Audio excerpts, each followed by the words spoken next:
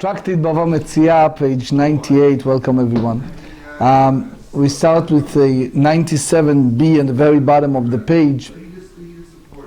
We dealt in the previous daf about behima meta, if it's the animal that die bizman shehaita she'ula, when the animal was borrowed. And the shoel, the borrower, said, Eini yodea, I don't know. So the Mishnah tells us that he is a chayev, and we learn in the previous daf that the mash'il, the lender, is bari, it's clear, and the shoel, is the borrower, is the shema, it's a suffix, it's not clear, and bari v'shema bori adif. If you have something that is certain and something is not certain, you go by the certain, and therefore shoel chayav. So here with the very bottom of 97b, the Gemarrah elaborates and said, Heiche damei esek shvua, which is the idea of esek shvua. It's a matter of oath. Matter of oath is the idea that the Mishnah, we try to say that it's follow the approach of Rava, Ki de Rava, the Amar Rava. Now the Tosfot tells us that Rava did not say that bimforash, but only we understand it from the word of Rava. Ha'omer manele biyadecha. So if someone said to his fellow, I have money. Money in those days was 100 dinar. So he said, I have 100 dinars in your possession, meaning I lend you. He claimed that he lends him 100 dinar. V'hala omer, and the defender, the nitba, said, no. En lecha biyadi la-50. The only 50. Ve'ash'ar, eini yodea. And the rest, I'm not sure. I don't know. So here you see a situation, if you remember we discussed in the past, a situation we call heilach, etc., that persons admitted by part of the claim, but not in full. So what we said? We said that he's liable by Torah to take an oath, and doesn't owe the other 50. That's called shvuat modeh b'miktzat. Modeh b'miktzat is someone who agree upon in part of the money, and the rest, no. So they said, mitoch she'eino yachol lishava meshalem. Because he's not sure if he owes it. So if he's not sure that he owes it or not, so therefore he cannot take a shavua, he cannot take an oath. So if you're not getting the oath, the Rashba explains that therefore he has to pay it. That's the whole notion of suffix, of bor v'shema. So you have here a situation that they agree upon part of the money. The other party says, I don't know. So that's called esek shvua. Esek shvua meaning that's a matter of an oath. So something between them. So therefore, we say that we need to pay. So that's one avenue. Rav Nachman Rabbi Yochanan speaks about Eini yodea. Eini yodea is taine, his claim is for the entire tvia, for the entire claim. So since he cannot impose upon him by the Torah terms a matter of shvuah, so therefore he's exempt. That's the idea of lav bari adif. So now the Gemara explains, you have here a esek, a situation like moide b'miktzat, someone who agree upon half or part. And as we follow the Mishnah, we see in the Mishnah there are three different scenarios. Scenario number one, that a fellow borrowed for a half a day and rented for a half a day. That's scenario number 1. Scenario number 2, he borrowed today and he rented the next day. Scenario number 3, he rent one and borrow one. So the first 2 scenarios, that's called according to Gemarrah Reisha, the first clause. The third one, that's the cow that passed. It's called Seifa. And the Gemarrah said, Mashkachat la. So when you talk about a situation like Eisek Shvua, so they said Reisha Bishtaim, the first 2 scenarios in the Mishnah, that's the first clause, which is the Mafkid, he gave him 2 cows, and the question is when exactly the passing took place. The Seifa and the last scenario of the Mishnah, Beshalosh, bought him 3 cows, and the claim was the 2 of the 3. So, in addition, the Rashba explained, of the 2 cows the Mishnah speaks, here we talk about another one, but only the Mishnah did not refer those that it's not a machloket, only those that they have a disputation, you have to mention the Mishnah. So what do you see? You see, Moide b'miktzat, if someone agree upon some of the claim, so he is chayav shvua. If he eino yachol yishava, if he cannot take an oath, so you have to pay. So now the Gemara said, Reisha b'shtayim, ואומר לי שתי פרות מסרתי לך, פלגה דיומא בשאלה ופלגי דיומא בשכירות. The Mafkid said to the guardian, look, I brought you 2 cows and I brought you half a day. It's a matter of sheila, it's a matter of borrowing, half a day rental. Iname, another option, chad yoma b'sheila v'chad yoma b'schilut. One day it's a matter of borrowing, another day it's for rental. So metu travayu be'idan she'ela. So here we claim that both of them passed away when? Said that both of them passed away during the period of borrowing. Or another option,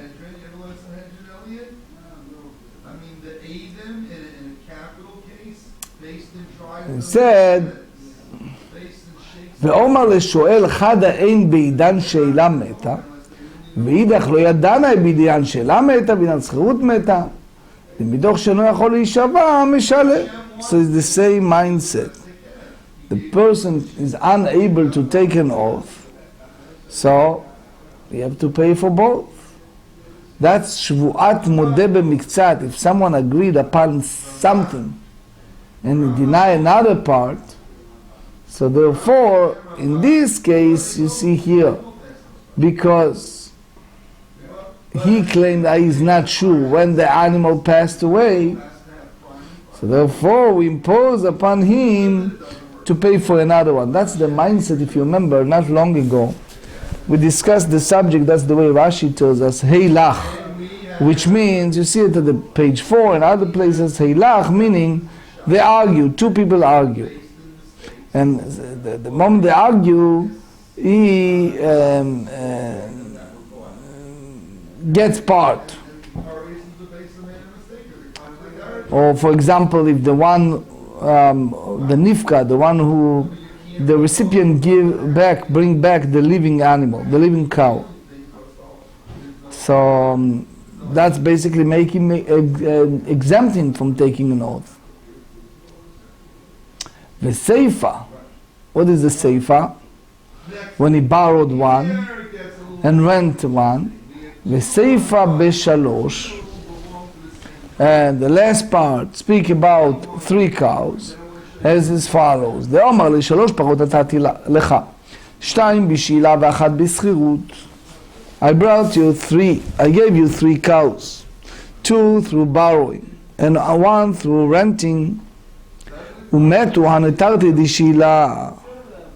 And I claim that those 2 that were being borrowed were the one who died.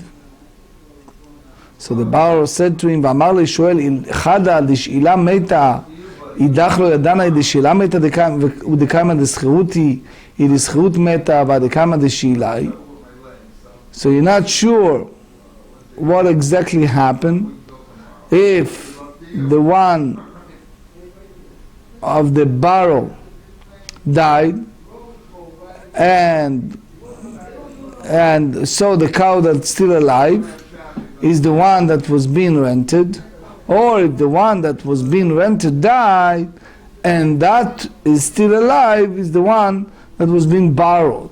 So because he admits to part of the claim, in order to be exempt for the rest of the claim, he required to take an oath. So, because it's a situation that he cannot take an oath, מתוך שאינו יכול להישבע, משלם. So he's paying even for the second one. So the Rishonim ask why the Gemara needs to speak about those rare situation of 2 or 3 cows and they agree on part. You can say, עסק שבועה ביניהם. Means to take the שבועת של שומרים. So there are several meforshim that try to explain it. There's a Tosfot in Tzadik Zayin Amud Bet, but others. So what we see in this Mishnah up to this point, we brought the view of Rav Nachman, Rabbi Yochanan, follow the view that when you have a guardian, that he comes and try to be exempt from returning the deposit in some claim, so he always needs to take an oath. That's the pasuk said in Shmot 22, Asher Yomar ki hu zeh. So the Gemara said, ולרמי בר חמא דאמר 4 שומרים צריכים קרפה במצד ועודה במקצת. But according to Rami bar Chama, that he said that in order for any of the 4 type of guardian to be required to take an oath, they need to make both a denial of part of the owner's claim and an admission of another part of his claim. So according to his opinion, you find the guardian is liable to take an oath. So what is that? So he said, משכחת רישא ב3 וסיפא ב4. The first scenario, it's when the mafkid claimed that he gave the guardian 3 cows, and the third situation in the Mishnah, it's 4. רישא ב3 ואמר לי 3 פרות נתתי לך. I gave you 3 cows. And פלגי דיומא בשאלה ופלגי דיומא בשכירות. So he claimed, look, I gave you these 3, and it was in certain terms. He says, I gave you the 3 cows under the agreement that half of the day you will have them through borrowing, and the other half a day to renting. Or another option is 1 day through borrowing, and another day through renting. And ומתו 3 כולהו בעידן שאלה. And I have here a claim that all 3 of them died during the period of borrowing. So what happened?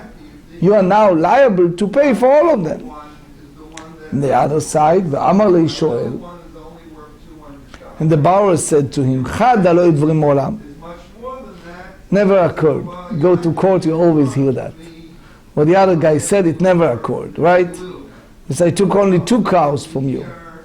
Okay, number 2, וחדה, in בעידן שאלה מתה. And as far as the 2 cows is concerned that I did take, one of them, yes, I admit that it died during the period of borrowing. So now we try to reduce the claim to only one, right? ואידך לא ידענה בידן שלה מה הייתה בידן שכירות מתה. So what happened the other one, I have no idea if he died during the period of borrowing or if he died during the period of renting. So here you have a guardian admits only part of the claim and he basically denies another part of the claim. So I have no choice. We have to take an oath in order to be exempt from the rest of the claim. So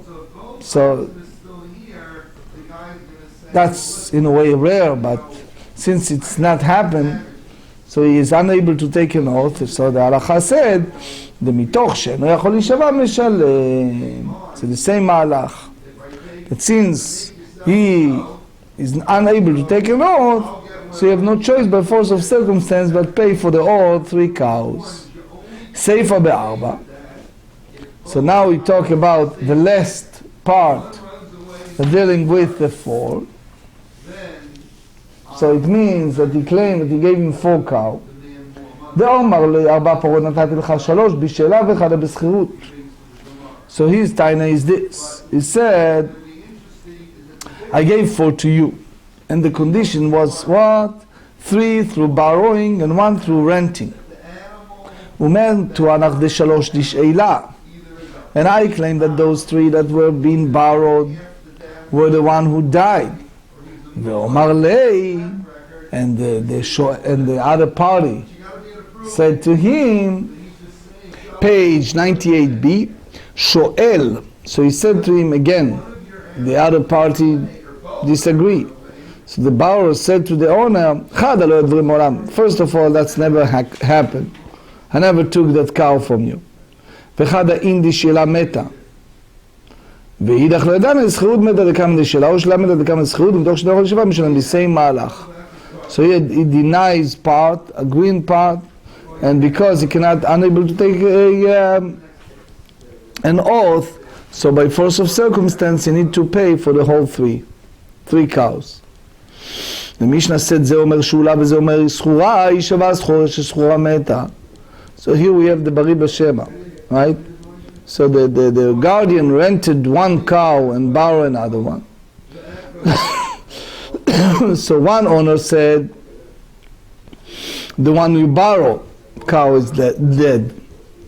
So you are liable to pay for the negligence. וזה אומר, the other one said, טענת ברי בסחורה. The one who rent passed. So if that one passed, so it's exempt. It's שווה סחורה שסחורה מתה.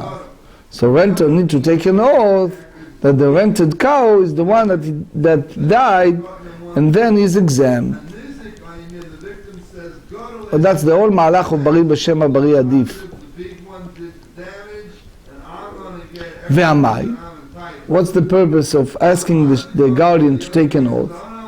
So the Gemara said, מה שטענו לא הודע לו, מה שהודע לו לא טענו. So the idea is, what he claims from him is not admitted. And also what the guardian admitted, the owner did not claim for him. So always, when we impose an oath, right? So the guardian must admit to part of the owner's actual claim. What do you have here? So you don't have that. So the Vilna Gaon changed a little bit here, and he says that the girsa should be מה שטענו לא הודע לו, and take out the word מה שהודע לו לא טענו. That's according to the Vilna Gaon. Anyway, there's a few girsaot how exactly it should be read.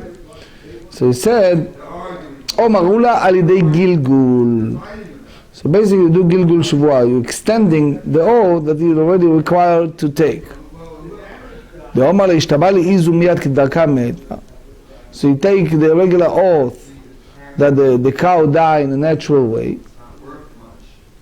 And then umigo דשתבע כדברה דרכה מתה, משתמע לה מסחורה מתה. So you have here tanat migo. So the same way, since the guardian is made to take an oath that the cow died naturally, that oath can be extended such that he can also be made to take an oath that it was the cow that was rented and died.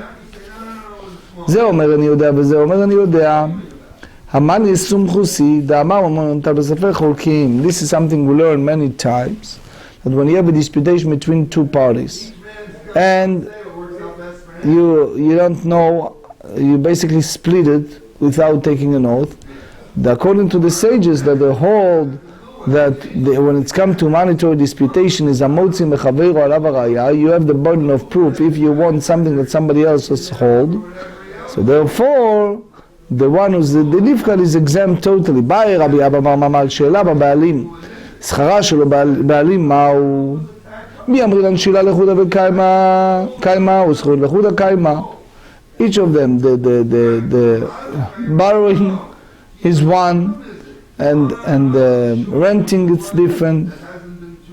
So it's related to the prior borrowing. So they said, Odil maschurut b'shela meishach shaychi, Tamechai b'gneva ve'aveda. Or he said the renting is related to the prior borrowing. This is an extension of it. So it could be said that the renting is related to the borrowing because the renter is liable for the theft or loss. Tamechai b'gneva ve'aveda. ואם תמצא לומר שכירה בשאלה meishach shaychi, שכרה בבעלים שעלה לו שלא בבעלים מהו. So if we understand that if you rented with the borrowing services of its owner, and then before returning the cow, he borrowed from the owner without borrowing the service of the owner. So what's the halacha? He said, "Schara balim shalash lo balim ma'u shela b'schirut ve'la lo shaycha." When it's come to borrowing, it's not relevant. Why? Because the borrower undertakes a higher level of liability than a renter. Or since we said that it's applied to part, so you treat it as entirely to it, and it's an extension of it. So what you see here, the exemption of using an item together with its owner's services also apply to the subsequent borrowing. So they said, now the Gemarrah continue with the third scenario. אם תמצא לומר, לא אמרינן כיוון דשייכא במקצת כיוון דשייכא בכחול דמי. If we said that since the subsequent borrowing is partially related to the prior renting, it's considered as though that it were entirely related to it and is an extension of it. Then in a case when one borrowed cow together with the borrowing the services of its owner, and then before returning the cow, he rented it from the owner without borrowing the service of its owner. שאלה בבעלים ושכרה שלו בעלים וחזר ושאלה מהו. So they said, Hadarati she'ela leduchta. So here you say that the borrowing returns to its original place, which is the third period in which one borrowed the cow, essentially a continuation of the first period. Or Dilma, Afsika l'schirut beinu v'beinei. Or you said that the period of renting service is interruption in the middle of the two periods of borrowing. So the third period cannot be seen as a continuation of the first one.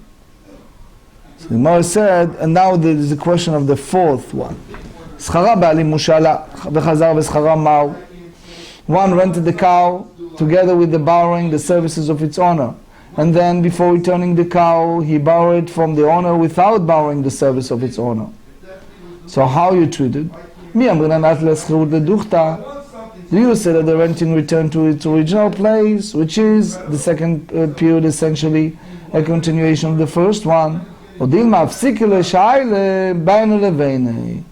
say that the period of borrowing serves as an interpretation in the middle of the two periods of renting, and such that the third period cannot be seen as a continuation of the first period. So that's the Rashi in Bava Kamma 104. The whole that it's considering, since it was afsaka, it's the divisiveness between the first renting and the second renting, so therefore it's total new. So the Gemarrah said Teiko, stand unresolved. So the moment they said a Teiko, Tishbi, Taretz, Kushiyot, V'Bayot. So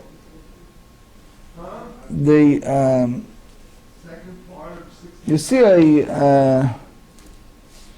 the Rambam in L'chot She'era V'Pikadon, chapter 2, you see in the Choshen Mishpat 346, that say that when one rent a cow together with borrowing the service of its owner, and then borrow it without borrowing the service of its owner, the exemption definitely applied to the borrowing period.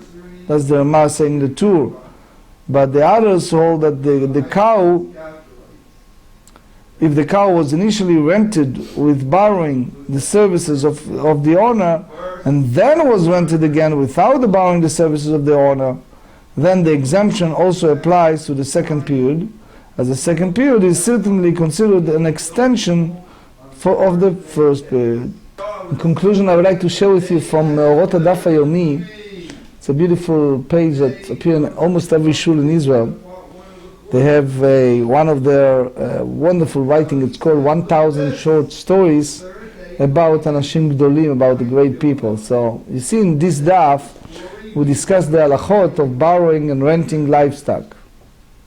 So it's often difficult to stay spiritually connected while involved in business matters. The Gemarrah Rebbe taught the spiritual avoida work of such work. He said one who is involved in a difficult endeavor frees spiritual sparks and bring the material world a bit closer to God. For example, a person travels on his way and feels drawn to look at what is unseemly. So the truth is that the higher sparks are screaming to him, just look, just don't look. And you can free us, uplifting the entire world. If he is overcome his inclination, he frees them. If not, he fell and must make a first start. Similarly, when one is involved in business, he is making a huge rectifications that tzaddikim feel and walk up in the highest and highest to uplift. So the Gemarrah Rebbe was once doing business with his brother for many, many long hours. And when it came time to daven mincha, the tzaddik spent a lengthy amount of time pouring his heart in prayer. So when he finished davening, his brother asked him what he had been thinking.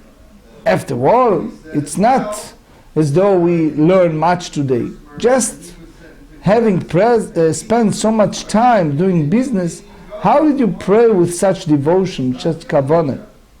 Perhaps you are praying on a level you are not really on after a day involved in so much business. So the Rebbe disagreed and he said to him, I felt that we are picking up divine sparks the entire time that we're involved in our dealings. Is it any wonder that I spend a long time on them while we pray? Because it's all depend upon one thing. It's all depend upon the kavanah. There's a walk on the way if it's the proper kavanah. Again, you can read more. It's just the abbreviation in the Me'orot Daf Yomi.